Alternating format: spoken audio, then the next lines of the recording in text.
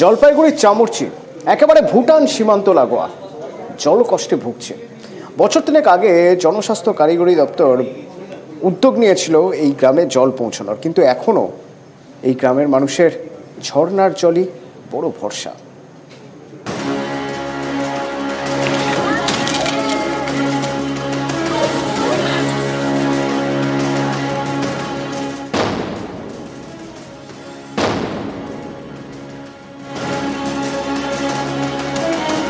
পাঁচিলের ওপারে ভুটান, এপারে ভারত। জলপাইগুড়ির চামুরচি পাঁচিলের নিচ দিয়ে গিয়েছে পাইপ। ভুটানের ঝর্ণার জল এই পাইপের মাধ্যমে চামুরচিতে ঢোকে। আজও এই ঝর্ণার জলেই চামুরচির তেষ্টা মেটে।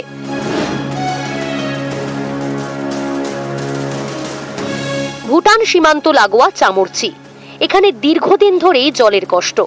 এই সমস্যা মেটাতে তৎপর হয় জনস্বাস্থ্য কারিগরি দফতর। 2021 সালে চামুরচিতে জলের রিজার্ভার এবং পাম্প হাউস তৈরির কাজ শুরু হয়। স্থানীয়দের অভিযোগ, সেই কাজ চলছে অত্যন্ত ঢিমে তালে। মাঝপথে কাজ বন্ধ করে দেন ঠিকাদার, পরে আবার কাজ শুরু হয়, কিন্তু আজও তা শেষ হয়নি। দেখতে দেখতে 3 বছর কেটে গেল, ফলে জলের সমস্যাও মেটেনি। চামুরচির ডিপা লাইন, সেরা লাইন, তেলিফাটক চেকপোস্টের বাসিন্দাদের আজও তেষ্টা মেটাতে হয় ভুটানের ঝর্ণার জল খেয়ে।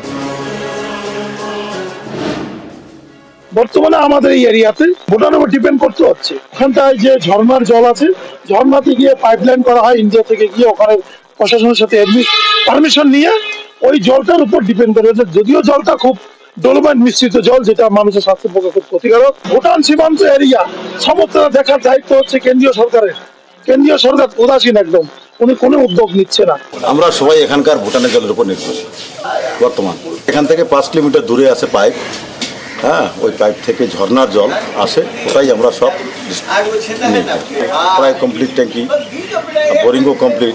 তো এই ট্যাঙ্কি চালু হলে কি সমস্যা মিটবে? কিছু আশা করা যায় যে জলের সমস্যা মিটবে। ওটা নতুন করে আবার কি ওটা তৈরি হচ্ছে আর কি।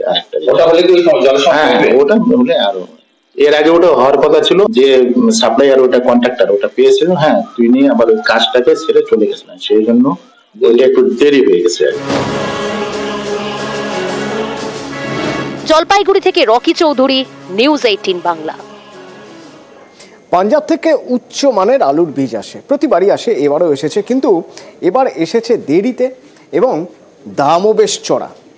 তাহলে ওই পাঞ্জাবের আলুর বীজ গোডাউনে রয়ে গেছে, আর লোকাল আলুর কম দামের আলুর বীজ দিয়ে আলু চাষ করেছেন চাষিরা। এতে কি হবে? এতে ফলন কম হবে এবং নতুন আলু বাজারে উঠলে তার দামও চড়া হতে পারে।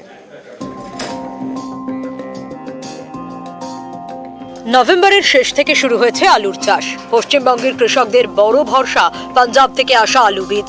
এটা গুণমানে ভালো, ফলনও বেশি হয়, কিন্তু সেই বীজ এবার পশ্চিমবঙ্গে ঢুকেছে দেরিতে। দামও গতবারের থেকে বেশি, তাই অনেকেই লোকাল আলু বীজ দিয়ে চাষ শুরু করে দিয়েছেন। এতেই দেখা যাচ্ছে সিঁদুরে মেঘ, কারণ লোকাল আলু বীজে ফলন কম। ফলে ফেব্রুয়ারিতে নতুন আলু যখন বাজারে আসবে, তখন চাহিদা থাকলেও সেই মতো যোগান দেওয়া মুশকিল। ফলে আলুর দাম চড়া থাকারই আশঙ্কা।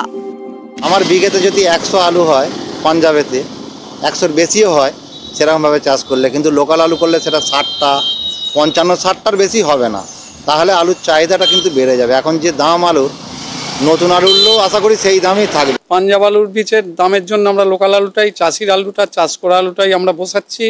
সেই আলুটাই আমরা বসিয়ে সেই আলুটার ফলন 50% কম হবে। আগামী বছর আবার যেমন খোলা মার্কেটের দাম যেমন উঁচু থাকবে, মানে দাম বাড়বে। হ্যাঁ, মানে খরচ হিসেবে দামটা অনেকটাই বাড়ার সিদ্ধান্ত থাকছে। কৃষকদের দাবি, এবছর পাঞ্জাবের আলু বীজের দাম অনেকটাই বেশি। এক বস্তার দাম 3 থেকে 4 হাজার টাকা, গতবার ছিল 2000 টাকার মধ্যে। এই কারণে অনেকেই লোকাল আলু বীজ দিয়েই চাষ করছেন, তাই পাঞ্জাবের আলু বীজের বাজার ধাক্কা খেয়েছে। চাষ মোস্ট প্রবাবলি শেষের মুখেই, 1-2% চাষ ফিনিশিং দিতে বাকি আছে। বীজ বিক্রি হচ্ছে না, প্রায় 2500, 2600, 2800 টাকা পারচেসিং বীজ।